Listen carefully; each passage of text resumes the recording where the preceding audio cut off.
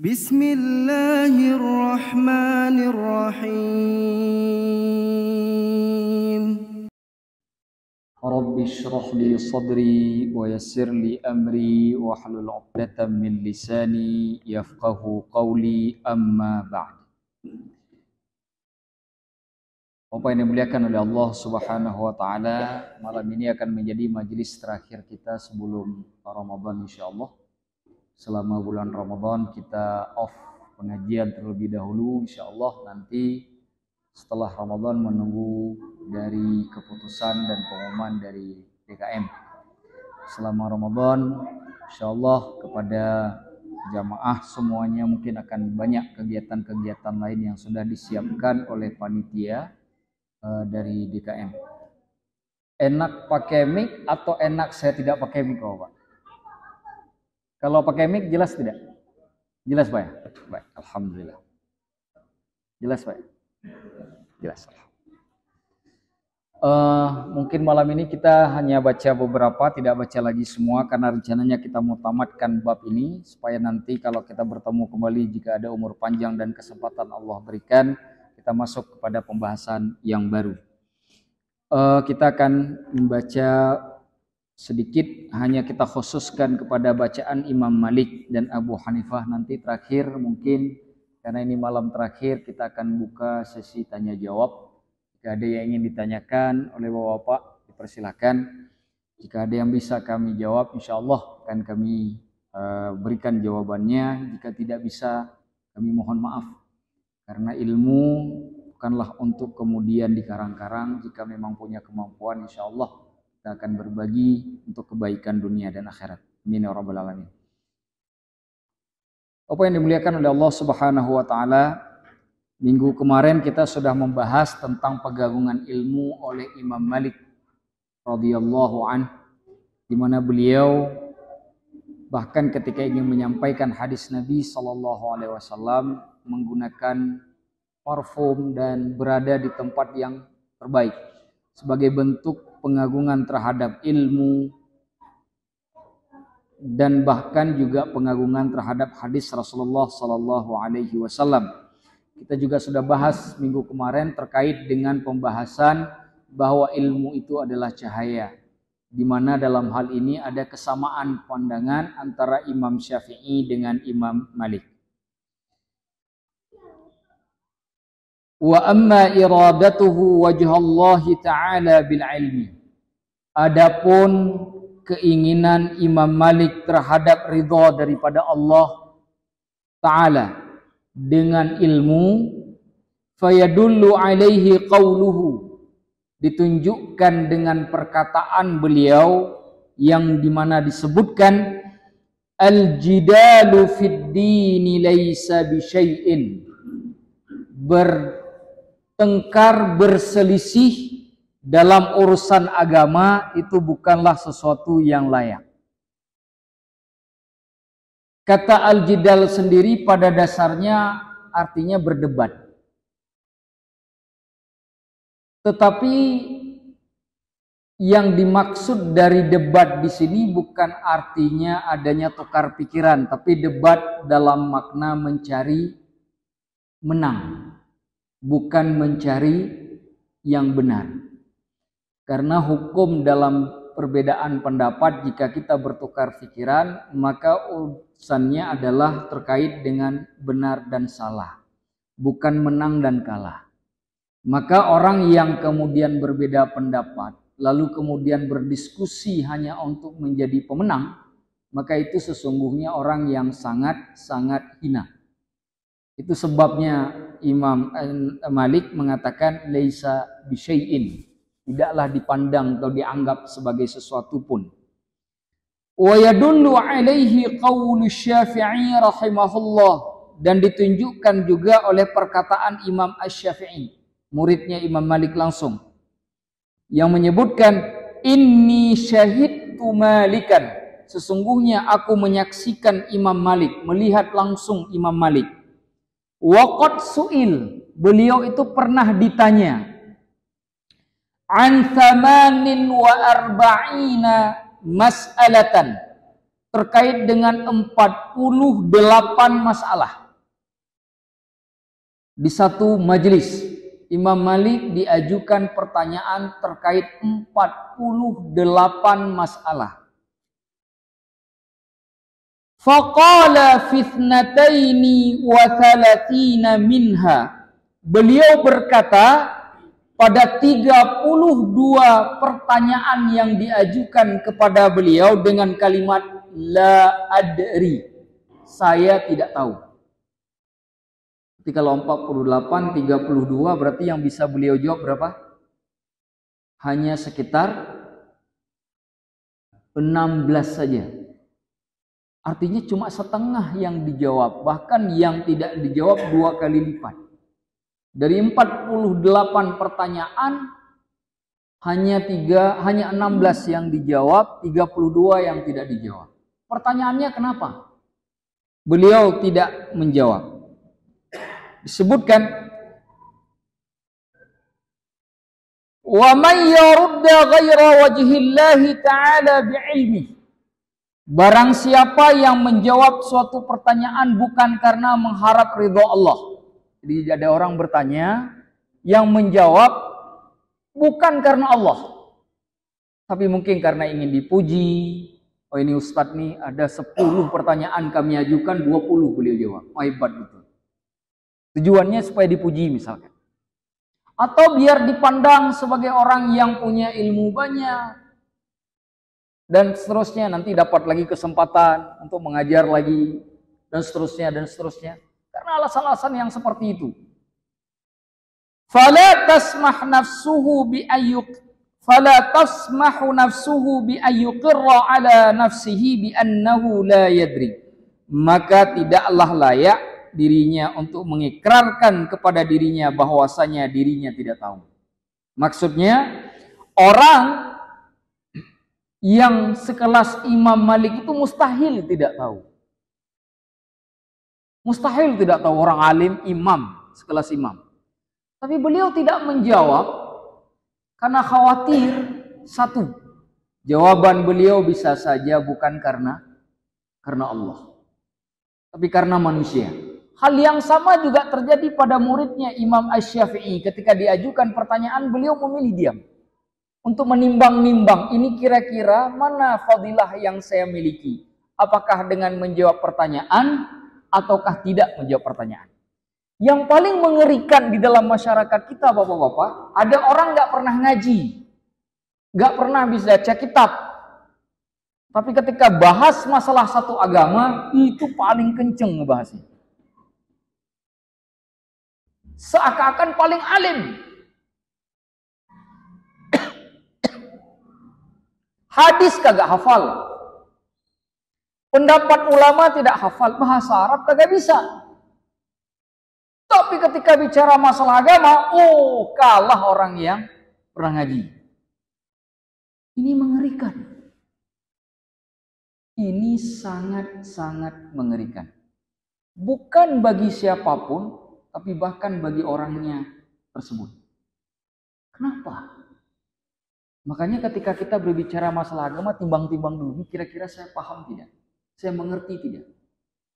Kalau saya tidak paham, saya mengerti, diam itu adalah emas. Kata Rasulullah SAW, "Man kana yu'minu billahi wal yawmil akhir, falyaqul khairan aw liyasmut." Siapa saja yang beriman kepada Allah dan hari akhir, maka hendaklah mengatakan hal yang baik atau diam. Di dalam kitab An-Nihayah fil Fitan wal Malahim karangan Ibnu Katsir, beliau menukilkan kalimat Abu Hurairah. Abu Hurairah mengatakan begini. Abu Hurairah sahabat Rasulullah sallallahu alaihi wasallam. Man 'alima 'ilman falyaqul bihi wa man lam ya'lam falyaskut. Orang yang tahu suatu ilmu silakan bicara dengan yang dia ketahui. Tapi jika dia tidak tahu, hendaklah dia memilih untuk diam. Di dalam Sahih Muslim ada 2 hadisnya, hadis mauquf yang kedua-duanya itu sampai periwayatannya kepada sahabat Abdullah bin Mas'ud radhiyallahu anhu. sahabat Rasulullah. Abdullah bin Mas'ud didatangi oleh seseorang. Lalu orang itu berkata begini, aku sudah meninggalkan orang di belakangku yang sedang menafsirkan ayat Al-Quran dengan pikirannya sendiri. Di dalam Al-Quran ada ayat di surah Al-Qamar yang bunyinya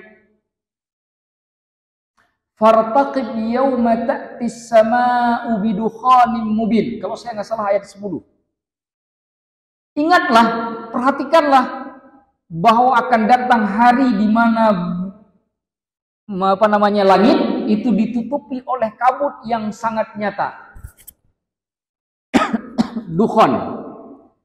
Orang ini menafsirkan dengan mengatakan bahwa dukhan yang dimaksud oleh ayat tersebut terjadi di hari kiamat nanti, ketika manusia sudah dibangkitkan pada hari kiamat.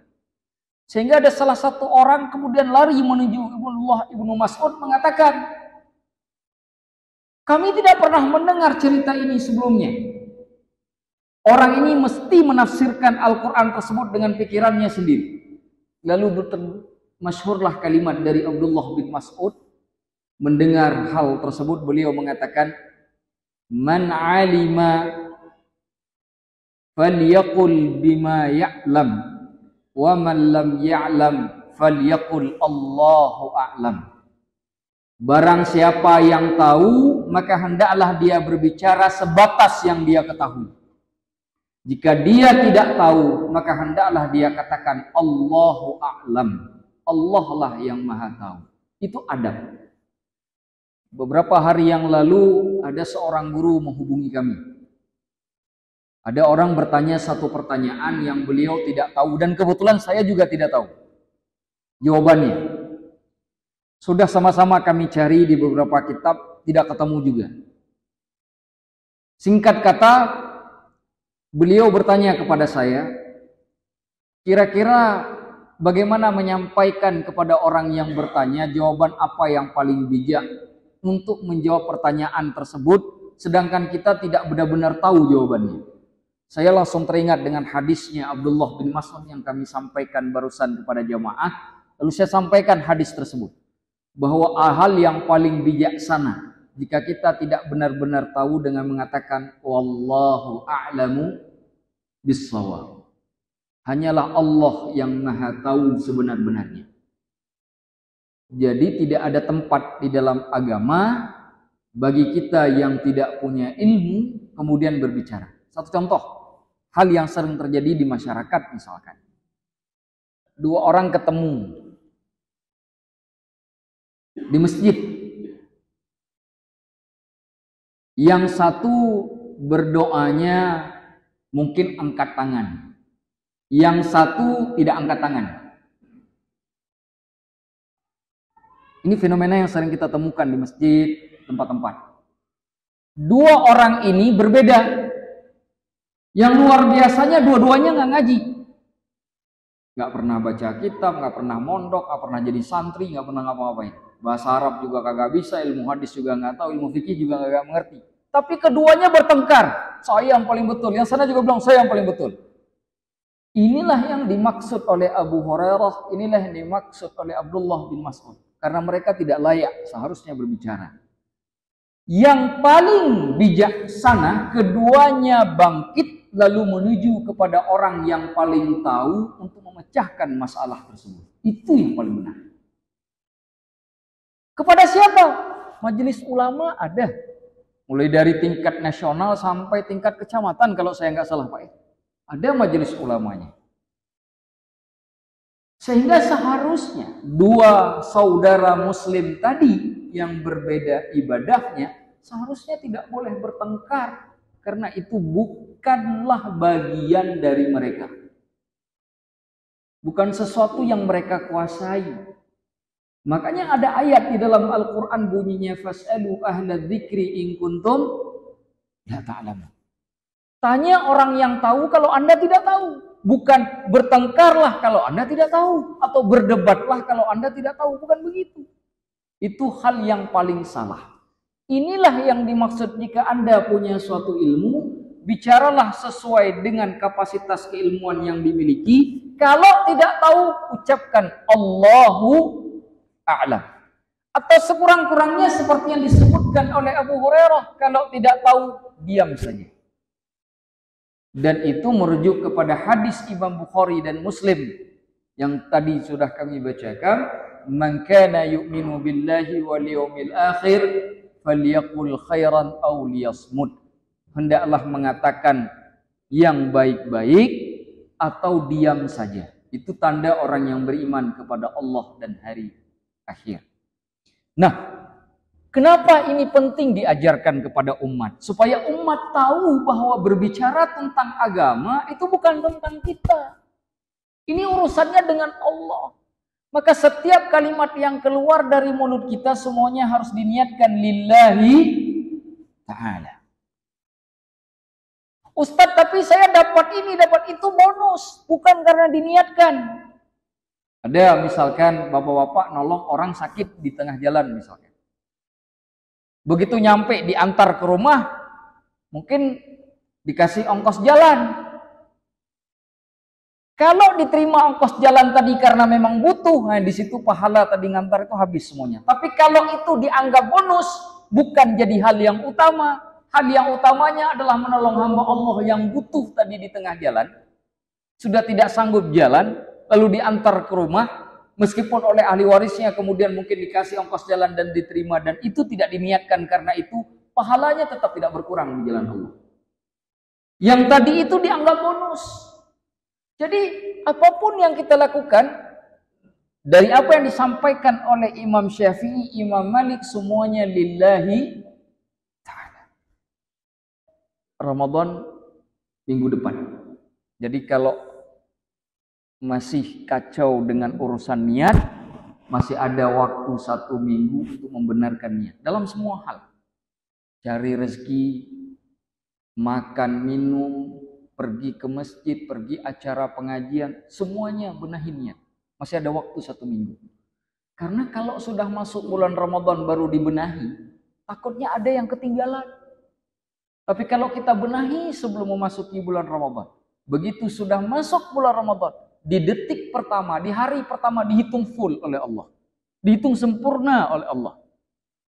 Makanya banyak ulama mengatakan, orang yang berhasil di bulan Ramadan, itu karena training di bulan Sya'bannya sudah mantap. Training di bulan Sya'bannya, bulan Safar Sya'bannya sudah oke. Yang rajin baca Al-Quran di bulan Sya'ban, insya Allah keterusan di bulan Ramadan. Tapi kalau baru mulai di bulan Ramadan, nah itu agak berat. Minimal kalaupun datang baca Al-Quran, jangan-jangan karena orang lain, bukan lagi karena Allah. Kenapa? Karena baru mulai. Ini yang kita khawatirkan. Maka masih ada waktu 1 minggu, lebih kurang. Belajar untuk membenahi niat, agar di hari pertama kita masuk Ramadan, semuanya sudah karena Allah. Sehingga kita benar-benar siap. Kita khawatir, sebagaimana yang sering disebutkan di mimbar-mimbar, kalau Ramadan yang akan datang akan menjadi Ramadan terakhir. Kita lanjutkan.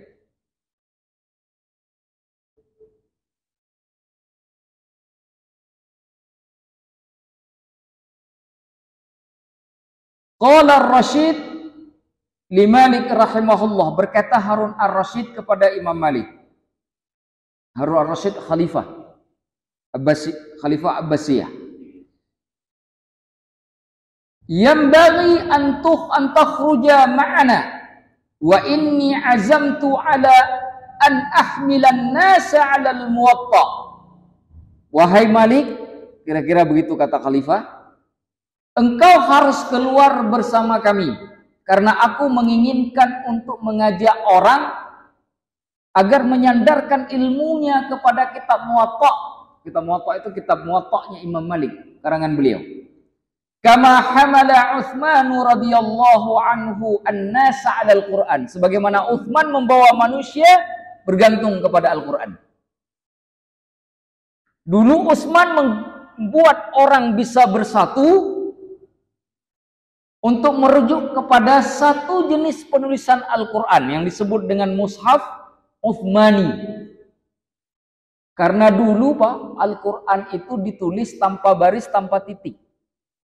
Masa Rasulullah, bahasa Arab itu tidak ada baris, tidak ada titik. Titik dan baris itu baru muncul belakangan. Dulu tidak ada baris, tidak ada titik. Kalau kita tidak bisa bahasa Arab, tidak bisa dibedakan mana huruf ba, mana huruf ta, mana huruf ta. Karena tulisannya sama. Karena nggak ada titik. Nggak ada baris. Tapi kalau baca bahasa Arab, mungkin masih bisa baca. Ada satu surat Nabi, kalau saya nggak salah surat Nabi kepada Muqawqis. Kalau saya nggak salah, itu ada di Turki. Di Topkapı. Di istana Topkapı di Turki, itu masih ada peninggalan surat Nabi yang ditulis oleh sahabat Rasulullah SAW.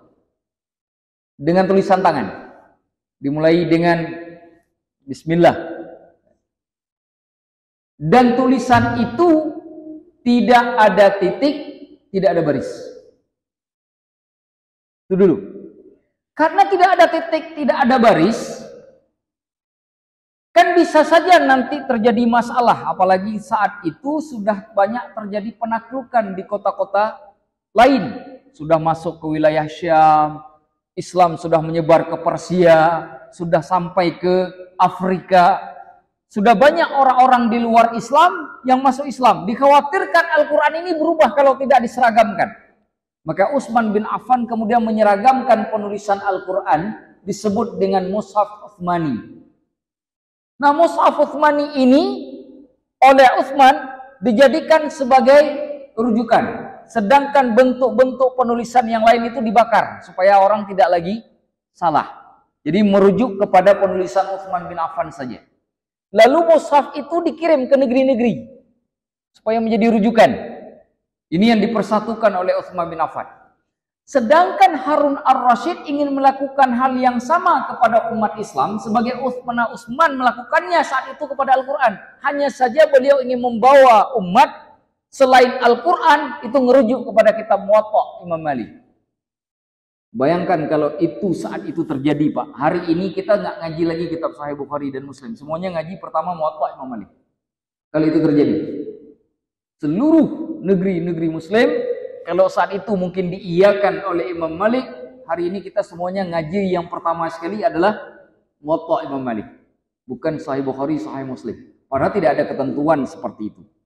Mau mulai dari Muwatta boleh, mulai dari Sahih Bukhari, Sahih Muslim juga tidak mengapa. Tapi bisa saja orang kemudian akan mewajibkan belajar Muwatta dan mengharamkan belajar Sahih Bukhari dan Muslim sebelum Muwatta Imam Malik. Kalau sekiranya Imam Malik mengizinkan. Tapi apa kata Imam Malik kepada Harun ar-Rasyid? Amma hamlun nasi 'alal Muwatta. Adapun membawa manusia agar berkumpul pada kitab Muwatta, falaisa ilaihi sabil, maka tidak ada cara, tidak ada jalan untuk itu. Lianna ashab Rasulullah sallallahu alaihi wasallam iftaraku ba'dahu fil amsar. Karena para sahabat Rasulullah sallallahu alaihi wasallam itu sudah menyebar ke negeri-negeri. Ada yang sudah ke Syam, ada yang sudah ke Mesir, ada yang sudah ke Yaman. Di mana-mana ada sahabat Rasulullah saat itu. Sudah menyebar sahabat Rasulullah. Kata beliau, fahaddatsu, dan mereka semuanya menukilkan hadis, mereka membicarakan hadis, mereka membagikan hadis kepada penduduk di negeri yang mereka datangi. Artinya hadis Rasulullah itu tidak hanya tinggal di kota Madinah. Makanya dulu, Pak, kalau dilihat ada hadis di kota Madinah tidak ada di Baghdad, tapi ada hadis di Baghdad tidak ada di Madinah. Padahal kan Madinah kota Nabi. Kenapa bisa begitu? Karena ada sahabat Nabi yang berangkat ke Baghdad, hadis itu diceritakan di Baghdad. Jadi tidak mesti jadi orang Madinah itu kemudian lebih ngerti masalah hadis dibanding negeri yang lain. Tidak mesti, dan itu sudah terjadi dari sejak masa Imam Malik. Karena para sahabat Rasulullah itu berpencar. Lalu beliau mengatakan, fa'inda kulli ahli misrin ilmun. Di setiap penduduk negeri itu ada ilmunya Allah. Ada ilmunya Rasulullah. Karena ada Al-Quran dan para sahabat yang menafsirkannya. Dan ada hadis Nabi yang juga menyebar di negeri-negeri tersebut. Saya ingat ada Syekh dari Al-Azhar kemarin itu datang ke sini, namanya Dr. Hisham Kamil. Beliau ditanya Pak, terkait dengan perbedaan orang Indonesia masalah ru'yah dan hisab. Beda lebaran, ru'yah dan hisab. Apa jawab beliau? Masalah perbedaan di antara kalian itu bukan urusan saya. Kalian di sini kan ada ulamanya. Kalian tanyalah kepada ulama kalian. Bagaimana caranya bersikap dengan terkait dengan ru'yah dan hisab. Beliau menolak untuk menjawab. Kenapa? Karena beliau ulama Mesir. Kenapa? Perbedaan ini yang terjadi di negeri ini yang mengerti mesti ulama Indonesia. Beliau kan orang luar walaupun beliau ulama, tapi beliau tidak mengerti asbabun nuzulnya, sebab-sebab kenapa itu terjadi. Karena setiap negeri ada ilmunya. Setiap negeri ada ulamanya. Maka beliau menolak untuk menjawab. Kenapa? Karena jika beliau tidak mengetahui asbab di belakang, jika beliau jawab bukan menyelesaikan masalah, malah membuat orang semakin ribut. Malah semua orang semakin meruncing. Masalah tidak selesai. Orang malah semakin ribut. Orang semakin bertengkar. Itulah kebijaksanaan orang berilmu. Inilah yang dimaksud oleh Imam Malik. Imam Malik tidak mau semua orang harus diajarkan kitab Muwatta. Karena ada hadis Nabi yang bisa saja tidak ada di kitab Muwatta. Beliau tidak mau. Beliau tolak kitab Muwatta untuk disandingkan dengan Al-Quran. Dibawa semua umat muslim untuk mempelajari kitab Muwatta seperti mereka bersandar kepada kitab Mushaf Utsmaniyah Sayyidina Utsman bin Affan. Permintaan Harun ar-Rasyid ditolak oleh Imam Malik. Apa dalil? Dalil bahwa beliau adalah seorang yang zuhud. Yang kedua, dalil bahwa beliau orang yang alim. Orang yang alim itu tahu bukan hanya ngerti ilmu, tapi tahu menempatkan sesuatu pada tempatnya. Ada orang, dia mungkin tahu, tapi tidak tahu menempatkan sesuatu pada tempatnya. Ada orang yang tahu menempatkan sesuatu pada tempatnya, tapi belum tentu ada ilmunya. Tapi orang seperti Imam Malik, orang yang alim, tapi juga tahu menempatkan sesuatu pada tempatnya. Nah ini yang keilmuannya itu sangat luar biasa. Jadi bukan hanya berisi ilmunya, tapi juga sikapnya yang kemudian dapat dicontoh oleh orang banyak. Terakhir, saya baca sedikit terkait dengan Imam Hanafi. Faqat rawiya 'an Rabi' bin Asim, telah diriwayatkan dari Rabi' bin Asim. Qala, lalu beliau berkata, arsalani Yazid bin Umar bin Hubairah. Yazid bin Umar bin Hubairah mengutusku. Faqadimtu bi Abi Hanifah alaih. Lalu aku membawa Abu Hanifah, Imam Hanafi kepadanya. Fa'aradahu ayyakuna hakiman. Dia menginginkan Abu Hanifah menjadi hakim. Hakim itu artinya pengurus, orang yang mengurusi. Ala baitil mali fa'aba. Yang mengurusi urusan Baitul Mal. Baitul Mal itu kalau bahasa organisasi bendahara, Pak. Kalau kita sekarang apa? Bappenas ya. Ngurusin Menteri Keuangan sekarang, Pak. Main-main. Fa'aba. Imam Hanafi tidak mau, menolak, enggan. Fadarabahu 20 sautan. Dengan sebab beliau menolak tersebut, beliau dicambuk 20 kali. 20 kali dicambuk gara-gara nolak. Hari ini orang nggak perlu dicambuk, nyari sendiri. Lomba-lomba sekarang. Kalau sekarang orang berlomba-lomba, Pak. Sikut kiri, sikut kanan. Melakukan hal-hal yang tidak wajar. Hal yang biasa hari ini cari jabatan. Dulu para ulama dikasih jabatan lebih rela dicambuk 20 kali. Kenapa? Karena beliau takut ketika mengemban jabatan tersebut mungkin tidak diazab oleh manusia, tapi bisa jadi akan diazab oleh Allah. Seorang pemimpin salat tahajudnya tiap malam nggak pernah tinggal, tapi kalau melakukan kezaliman tahajudnya tidak dianggap oleh Allah sama sekali. Kenapa? Karena ijtihad para pemimpin itu bukan dengan tahajud. Itu dengan keadilan, menghilangkan kezaliman, menghilangkan penderitaan, menghilangkan kemiskinan, dan seterusnya dan seterusnya. Jika tanpa itu, maka ibadahnya tak lagi dianggap oleh Allah. Karena itu jihad terbesar. Apa maksud dari kalimat Imam Hanafi ini? Maksud dari kalimat Imam Hanafi ini, tidak ada gunanya seseorang berbangga diri, hidup dengan luar biasa kalau tidak takut kepada Allah. Takut kepada manusia, tak takut kepada Allah, tidak ada gunanya. Dalam bahasa yang singkat yang barangkali bisa kami sampaikan, jika kita takut kepada manusia, kita bisa saja lari dan menghindar. Kita takut kepada binatang buas, bisa saja kita menjauh, tapi tidak takut dengan Allah. Takut dengan Allah, justru kita harus semakin dekat dengan Allah. Dekat dengan Allah, maka harus menjauh ke yang lain. Kata Imam Syafi'i yang sudah kita baca, siapa yang mendakwakan bahwa dia bisa menggabungkan cinta dunia dengan cinta Allah di dalam hatinya, apa kata Imam Syafi'i? Faqad kadzib, dia telah berdusta. Jadi apa yang dikatakan oleh Imam Syafi'i dengan apa yang dilakukan oleh Imam Hanafi itu punya hubungan yang sangat erat. Hidup di dua tempat yang berbeda, tetapi keilmuannya bisa sama seperti itu.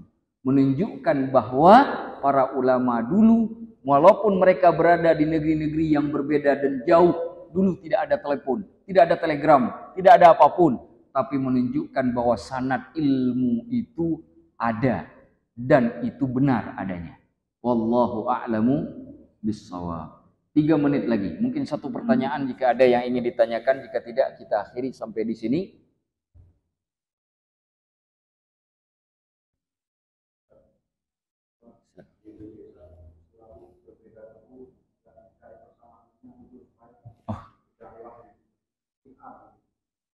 Masalah perbedaan itu di dalam fikih itu banyak hal yang berbeda, bukan hanya masalah itu saja. Banyak hal yang berbeda. Mana contohnya? Di dalam fikih banyak hal yang berbeda. Dari sejak kita berwudu saja sudah ada perbedaan. Imam Syafi'i itu menyapu kepalanya boleh sedikit sudah sah. Imam Malik harus semuanya. Imam Hanafi itu 1/4. Itu kan menunjukkan ada perbedaan. Apakah kemudian para imam-imam tersebut dengan adanya perbedaan kemudian ribut? Bertengkar? Tidak. Kenapa? Karena perbedaan yang terjadi itu bagian furu, namanya bab cabang. Nah, terkait dengan perbedaan-perbedaan seperti Ramadan, apalagi Lebaran, itu juga bab furu. Tidak bisa kemudian kita jika yang misalkan nanti ada yang tanggal 11, ini kan kemungkinan ada berbeda nih. 11 menghardi yang 12, yang 12 mencaci yang 11, itu tidak benar. Yang salah itulah yang mencaci maki itu. Bukan yang 11, bukan yang Bapak ikut mana? 12, silakan. Jangan kita caci maki. Kenapa? Karena ru'yah itu ada dalilnya dari hadis. Hisab juga ada ru'yah, ada dalilnya dari Al-Quran. Dua-duanya ada dalilnya, Pak. Mana dalil hisab? Wasyamsu wal qamaru bihusban, surah Ar-Rahman. Ya kan? Husban, hisab itu berasal dari satu kata yang sama. Matahari dan bulan dijadikan sebagai perhitungan. Ru'yah itu ada dalilnya, hadisnya hadis. Imam Ahmad salah satunya, sumu li ru'yatihi wa aftiru li ru'yatihi, puasa dengan melihat bulan, ru'yah bulan atau hilal, dan berbukalah dengan seterusnya. Jadi dua-duanya ada dalil. Bahwa kemudian berbeda pendapat wajar, wudu saja berbeda pendapat, Pak. Tapi adakah mereka ribut? Tidak. Jadi saya menyarankan kepada kita semua, berbeda tidak harus membuat kita menjadi musuh. Nah, itu yang penting. Tetap yang 11 nanti saudara kita, yang 12 juga saudara. Bisa seperti itu, Pak. Insya Allah. Nah, saya mengajakkan kepada persaudaraan. Waktu sudah habis. Apa yang dimuliakan Allah, terakhir saya ingin mengucapkan selamat menyambut bulan suci Ramadan. Ini pengajian terakhir kita sebelum Ramadan. Kita doa sama-sama supaya pengajian kita selama ini dimeridai oleh Allah Subhanahu wa taala, dan kita juga doakan supaya Ramadan kita nanti diberkahi oleh Allah, disempurnakan oleh Allah, menjadi tempat diampuninya segala dosa, dibukanya segala pintu rezeki, dan juga kita doakan semoga keimanan kita semakin bertambah. Al-hadiniyah wa kulli niyatin shalihah. Al-Fatihah. Alhamdulillah rabbil alamin. Shiratal ladzina an'amta 'alaihim ghairil maghdubi 'alaihim waladdallin. Saya akhiri, hadanallahu wa iyyakum ajma'in. Wassalamualaikum warahmatullahi wabarakatuh. فبأي آلاء ربكما تكذبان